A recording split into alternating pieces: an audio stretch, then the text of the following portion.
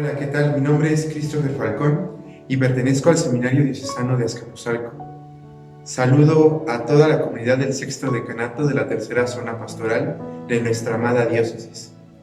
Y con motivo de este encuentro de las familias que tenemos a nivel diocesano, es un gusto para mí poder compartir con ustedes algunas pequeñas reflexiones en torno a la encíclica Amoris Laetitia de Su Santidad el Papa Francisco. Abarcaremos durante esta sección desde el capítulo 5 hasta el final, la conclusión de dicho documento. Iniciamos en primer lugar con el capítulo 5, que se titula El amor que se vuelve fecundo. En este capítulo se concentra sobre todo la fecundidad y la generatividad del amor. Se habla de manera espiritual y psicológica de una necesidad profunda de una vida nueva, de todo este proceso que vive el ser humano desde que es concebido hasta su muerte, que es una nueva esperanza de vida, un don que se recibe de Dios y justamente una muestra de que el amor de los esposos se vuelve fecundo por medio de los hijos.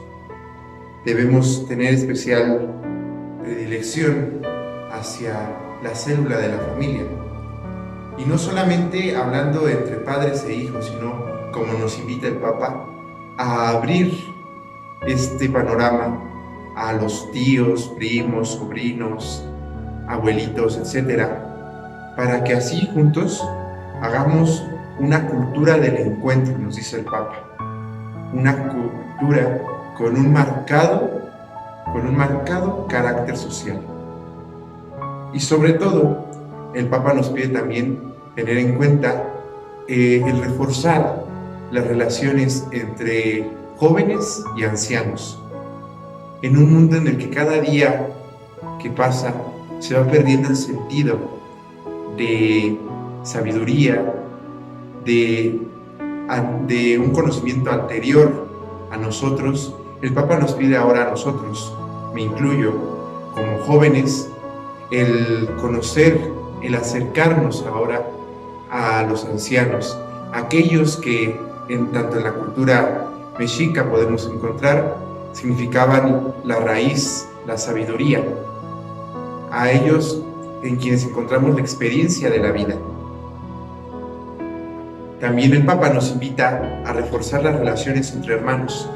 Muchas veces estas relaciones se ven mermadas por diferentes problemas en la relación entre los hermanos, envidias, discordias, sentidos de una poca valoración de alguno de los hermanos. El Papa nos pide que reforcemos ahora nuestra hermandad, nuestra fraternidad con aquellos con los que compartimos vínculos de sangre. Y no solamente eso, también podemos decir que el Papa nos invita a reforzar esta fraternidad universal que, como hemos visto, le importa tanto al Papa, que por eso ha dedicado una encíclica reciente titulada Fratelli Tutti, la cual espero puedan leer más adelante. En el capítulo 6 tenemos algunas perspectivas pastorales que el Papa nos pide tener en cuenta a nosotros como iglesia, tanto a los que forman el clero como a nosotros que somos los laicos comprometidos. Nos pide el Papa ahora tener una nueva perspectiva pastoral para llegar a las familias del hoy. Muchas veces nos olvidamos que la forma de concebir a la familia, el concepto que tenemos de ella, también la imagen, va cambiando a lo largo del tiempo.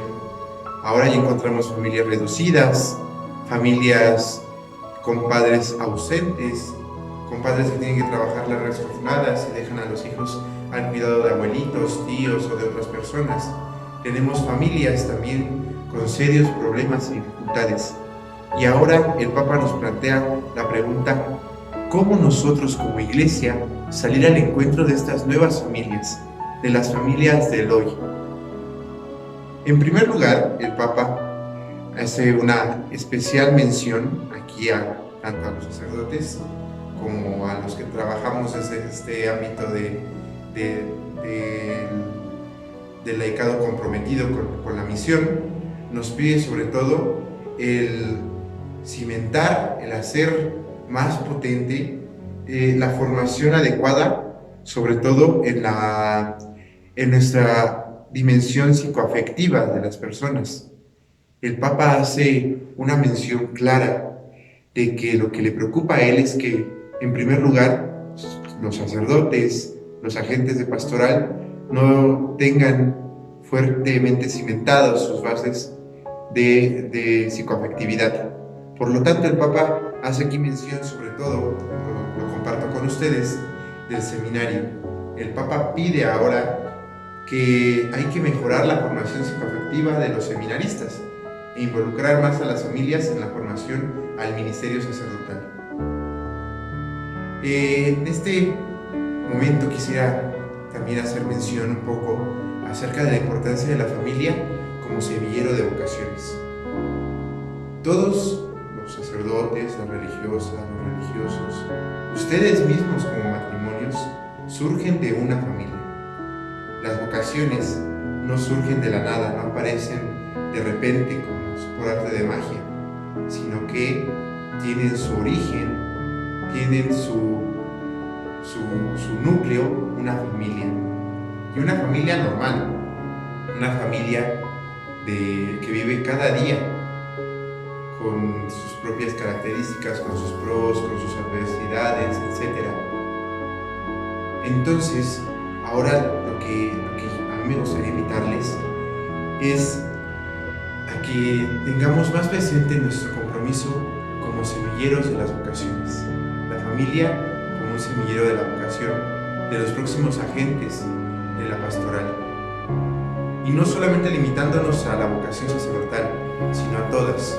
Incluso la familia, el matrimonio del cual está conformada esta familia, también debe de inspirar a los hijos a tener después ellos, si Dios así lo quiere y ellos lo quieren, un matrimonio santo, un matrimonio que genere una nueva familia y esa familia genere más familias y así vayamos haciendo de esto una cadena pues de santidad y también de ser conscientes de la necesidad de vocaciones que tenemos. Tenemos también otros temas. El Papa nos invita a afrontar el tema de la formación del noviazgo. También nos pide, sobre todo el Papa, incluir el tema de una paternidad responsable. Sabemos que nadie nos enseña a ser padres, sino que cada quien ve conforme su experiencia de vida, como piensa, como recibe toda esta información y la asimila, cómo formar a sus hijos. Entonces el Papa ahora nos pide que como iglesia nosotros también nos adentremos a la formación de los padres. ¿Para qué? Para que también los padres puedan ser evangelizadores, formadores espiritualmente, afectivamente, moralmente, socialmente de sus hijos. También el Papa nos pide tener muy presentes a las personas abandonadas, aquellas personas que viven en soledad, las personas separadas y divorciadas. Y aquí el Papa subraya que que el divorcio es un mal y muy preocupante, y sobre todo por el número que crece cada día mayor. Por eso, sin duda, dice el Papa, nuestra tarea pastoral más importante con respecto a las familias es fortalecer el amor y ayudar a sanar las heridas, de manera que podamos prevenir el avance de este drama de nuestra época. También se toca aquí, finalmente, el tema de la viudez, de aceptar también los matrimonios mixtos entre personas de diferentes razas o de diferente culto. Y también nos habla de un respeto, de una relación más cercana y evitando el rechazo hacia las familias que tienen en su interior personas con tendencias homosexuales. Muchas veces esto puede ocasionar dentro de la evangelización un reto al cual no podemos nosotros enfrentarnos siendo discriminatorios y excluyentes. Al contrario, el Señor nos invita por medio de los evangelios a acercarnos a aquellos que son los más discriminados de la sociedad. Si recordamos, el Señor se acercaba a los publicanos, se acercaba a los soldados romanos, se acercaba a las prostitutas.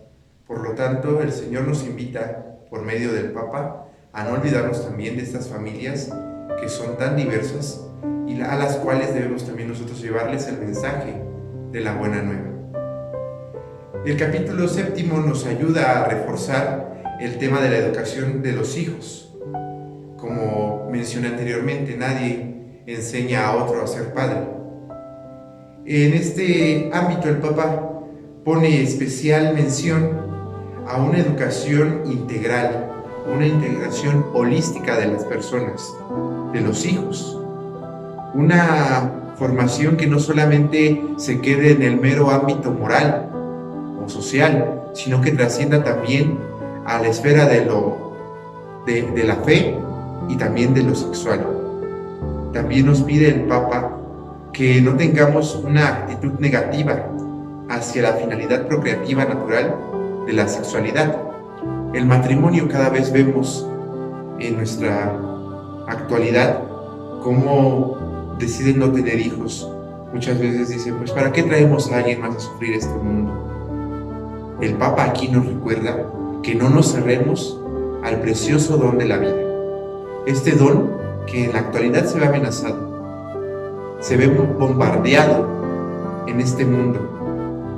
Dícese por medio del aborto, por medio de la eutanasia, por medio también de las nuevas corrientes pseudo-filosóficas, corrientes pseudo-espirituales que llevan a la persona a tener una visión poco valorada o determinantemente no valorada de la dignidad de la persona humana, que está hecha a imagen y semejanza del Creador. El Papa entonces nos pide aquí una educación al amor, una educación en el amor y sobre todo una educación que tenga sus bases bien cimentadas en la fe, que es el don más maravilloso que podemos nosotros recibir de nuestros padres.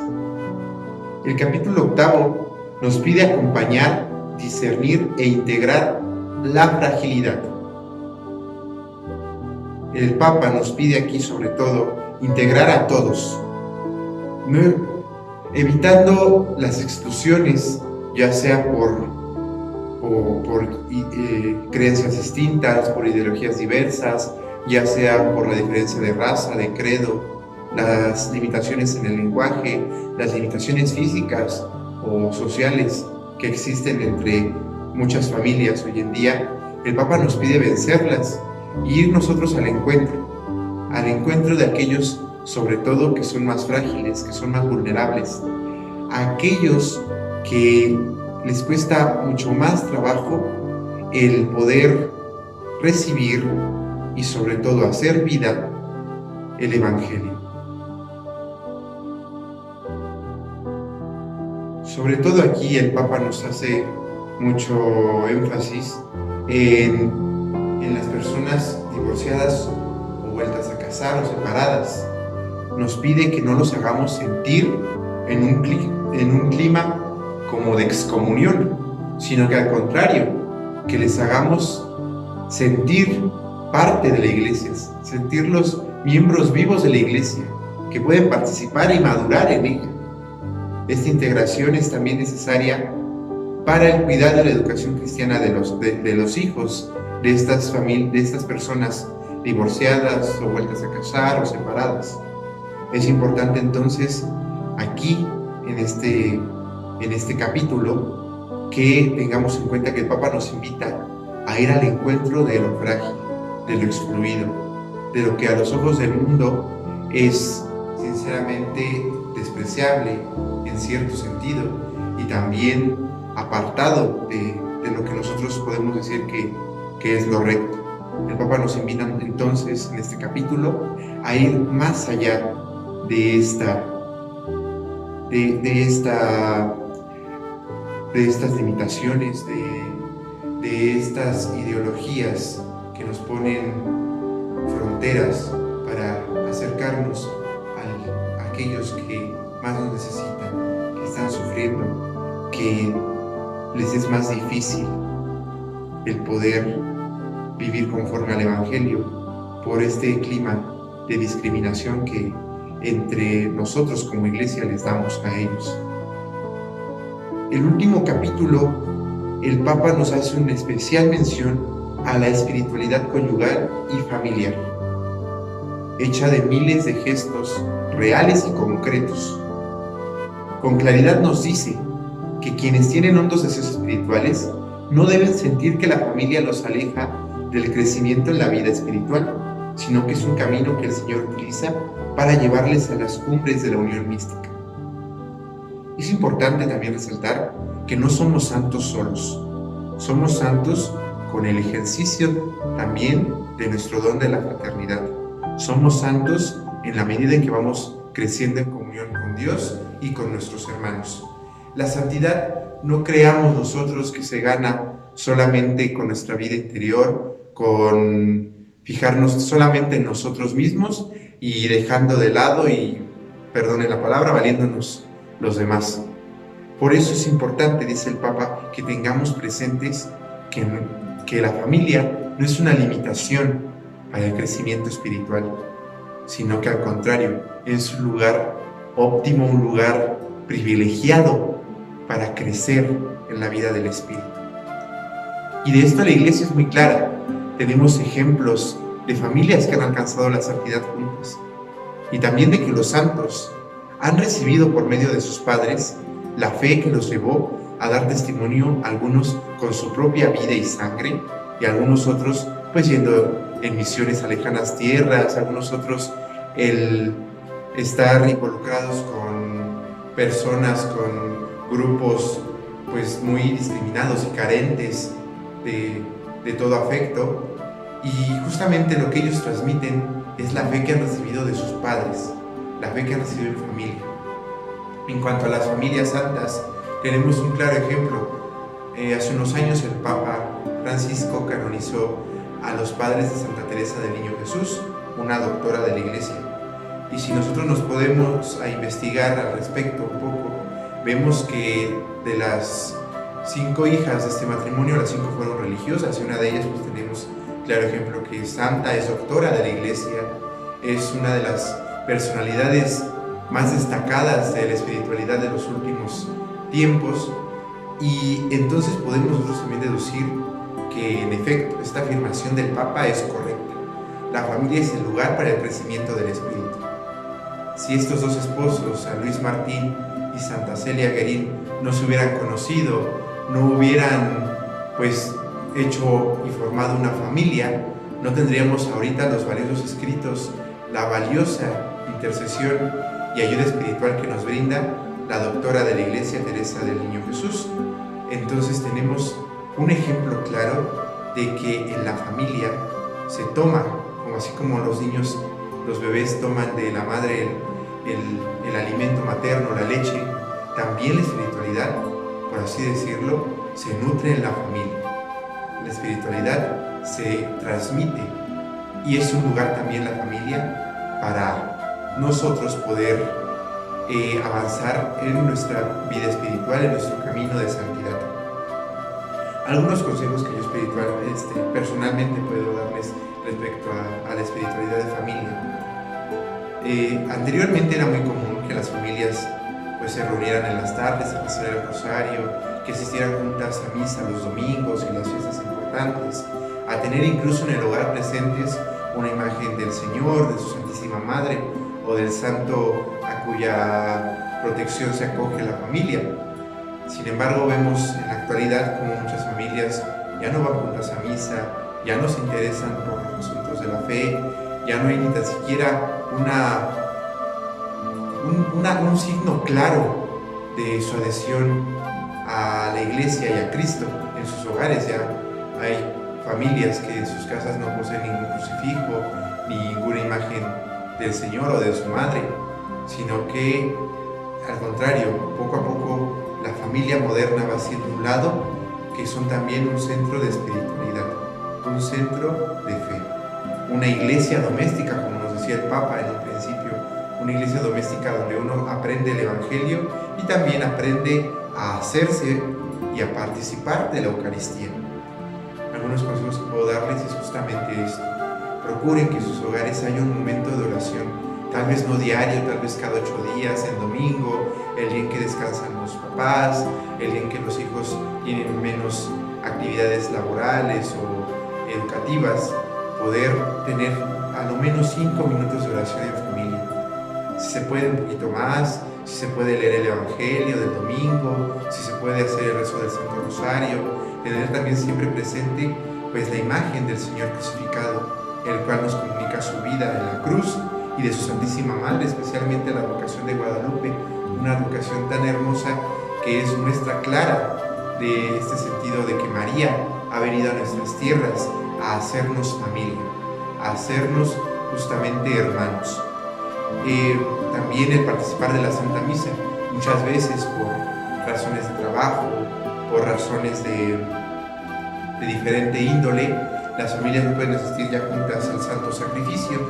Entonces, una opción que podemos nosotros tomar es poder ir a lo mejor en parejas, en pequeños grupos de la familia, si la familia es muy amplia, a alguna misa del domingo, ya sea en la mañana, en la tarde o cualquier día de la semana incluso, justamente para no dejar de nutrir, no dejar sin alimento nuestro espíritu y nuestra vida espiritual como familia.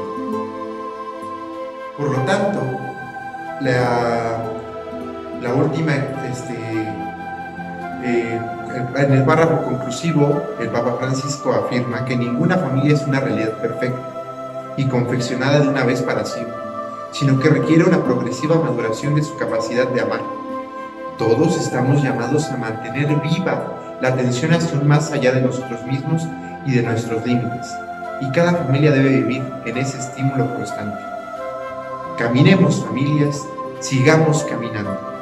No desesperemos por nuestros límites, pero tampoco renunciemos a buscar la plenitud de amor y de comunión que se nos ha prometido.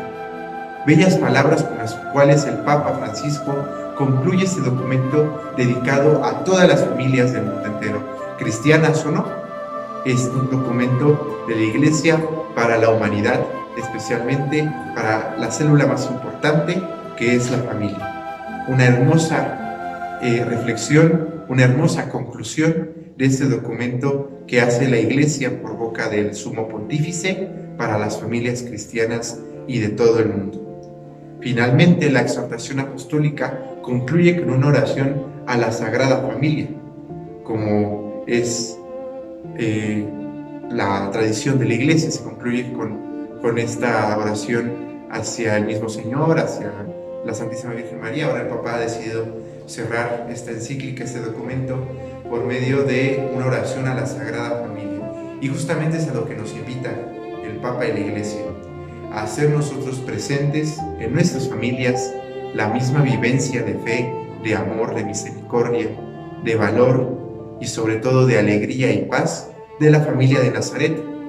Y nosotros así podemos ser reflejo de este amor de Dios para la humanidad. Es un gusto poder compartir con ustedes un poco acerca de estas meditaciones respecto a la exhortación apostólica Amoris Laetitia del Papa Francisco, y sobre todo el que podamos tener este contacto de nosotros como seminaristas, quienes estamos aquí para formarnos para el día de mañana, servir a cada una de las familias de nuestra amada diócesis de Azcapotzalco. Les agradezco mucho su tiempo y sobre todo nos seguimos encomendando a sus oraciones. Tengan ustedes, por cierto, que están presentes en las nuestras. Un abrazo a distancia y que Dios los bendiga y que la Santísima Virgen los cubra con su manto lleno de estrellas. Hasta luego.